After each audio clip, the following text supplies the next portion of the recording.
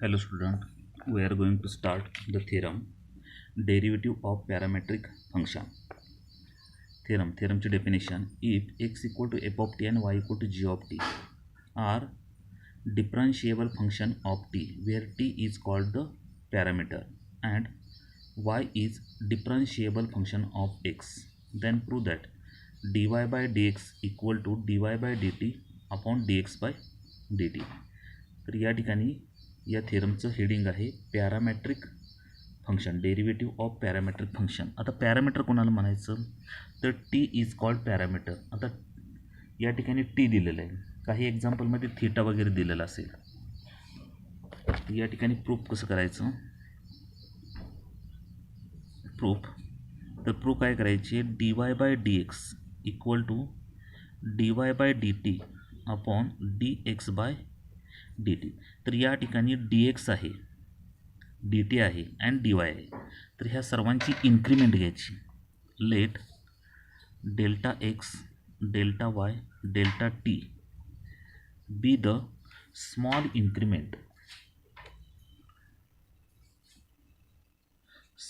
increment in x, y and t respectively as delta x tends to 0, delta y tends to 0, delta t tends to 0.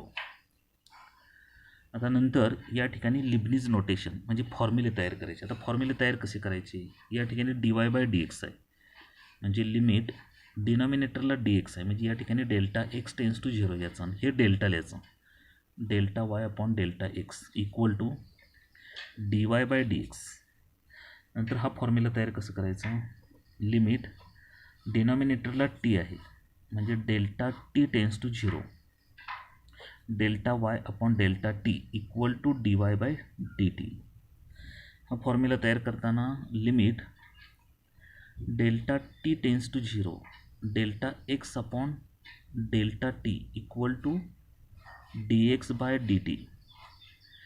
तर या फॉर्म्युल्याचं नाव काय आहे, Leibniz notation. या ठिकाणी एवढं लिहिलं की 1 मार्क मिळतो. 3 मार्काचा हा थेरम आहे. 9 आपल्याला हे प्रूव्ह करायचे. मग आता हेच लिहिताना आपण डेल्टामध्ये लिहायचं delta Y upon delta x equal to delta Y upon delta t आणि delta x upon delta t. Then taking limit on both side as delta T tends to 0. तर दोन्ही बाजूला काय करायचं, लिमिट घ्यायचं ते डेल्टा टी टेन्स टू 0 घ्यायचं. Therefore limit delta T tends to 0 delta Y upon delta x equal to limit delta T tends to 0 delta Y upon delta t आणि delta x upon delta T equal to. तर या ठिकाणी divided by म्हणजे वरती आणि खाली separate limit द्यायचं. Limit delta T tends to 0 delta Y upon delta t limit delta T tends to 0 delta x upon delta T equal to. आता या ठिकाणी हे लिबनिझ नोटेशन काय आपण तयार केलं आहे, याचा फॉर्म्युला काय आहे, डेल्टा वाय अपॉन डेल्टा टीचा D Y by D T म्हणजे या ठिकाणी D Y by D T लिहायचं आणि याचा फॉर्म्युला तयार काय केला आहे, D x by D T. Okay, तर याचं मिनिंग काय, that is R H S. याला काय म्हणतो आपण, R H S exist and finite. R H S exist and finite. And आता या ठिकाणी R H S exist and finite. आता एल एच एस घ्यायचं and limit delta T tends to 0 delta Y upon delta x equal to. आता या ठिकाणी काय करायचं, लिमिट चेंज करायचं. लिमिट चेंज कसं करायचं, limit delta X tends to 0. तर लिबनिझ नोटेशन काय, जे डिनॉमिनेटरला असेल ते इथं असलं पाहिजे. मग या ठिकाणी लिमिट चेंज करायचं. मग लिमिट चेंज केल्यानंतर delta Y by delta x equal to ह्याचं काय असणार आहे, D Y by D X. या ठिकाणी असेल याचं as delta X tends to zero delta T tends to zero. म्हणजे मिनिंग, याचं मिनिंग काय असणार आहे, L H S also exist.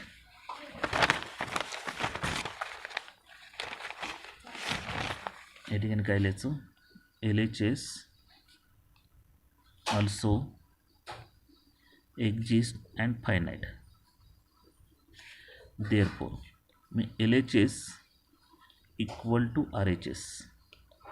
Therefore आता dy by dx equal to dy by dt upon dx by dt is called derivative of parametric function. आता या ठिकाणी exercise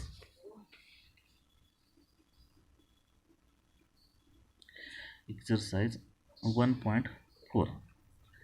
The example, x equal to at square and y equal to 2at. Find dy by dx. Find dy by dx.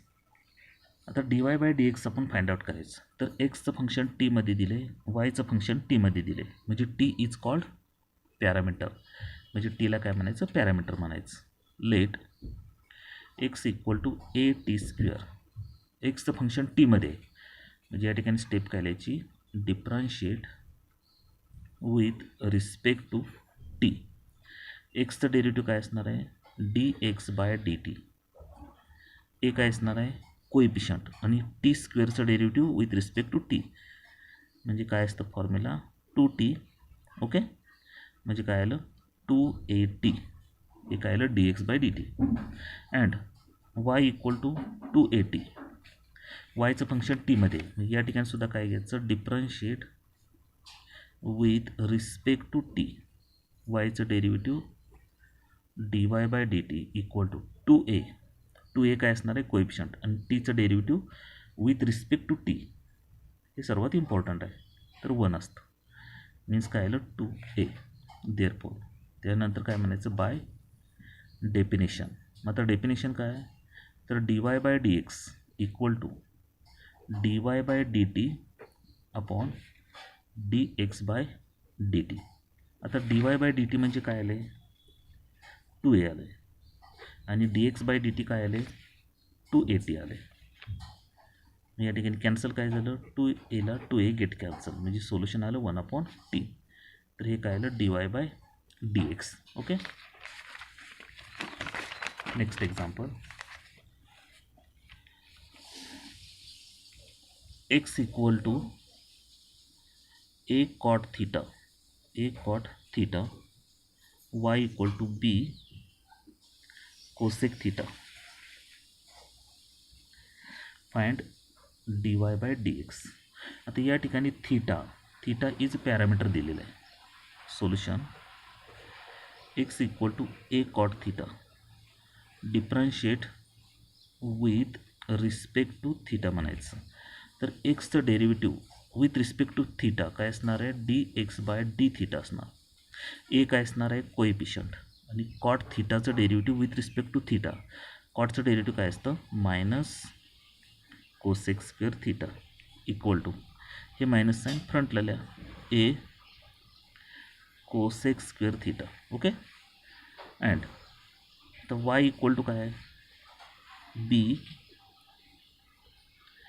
B cosec theta, differentiate with respect to theta.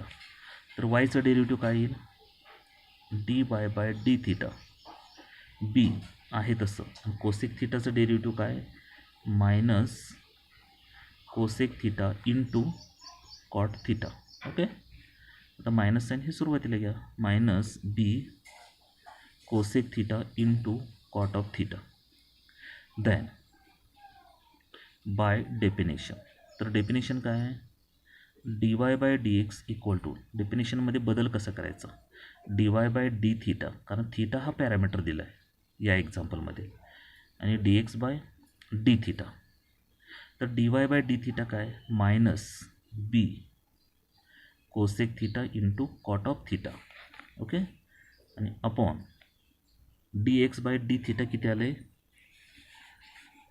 Minus A cosec square theta, minus A cosec square theta. Cancel काय झालं तर minus minus plus झाला, cosec थिटाला ह्यातला एक गेला, म्हणजे solution काय आलं, B cot theta upon A cosec theta. आता या ठिकाणी आपण सिम्प्लिफाय अजून करू शकतो. तर हे ट्रान्सफर कशात करायचं, साइन आणि कॉसमध्ये करायचं. म्हणजे बी कॉट थिटा म्हणजे काय तर cos theta upon sine theta, आणि ए कोसेक थिटा याचा अर्थ काय 1 अपॉन साइन थिटा. कॅन्सल काय झालं, साइन थिटा गेट कॅन्सल, म्हणजे काय आलं solution b cos theta upon ए.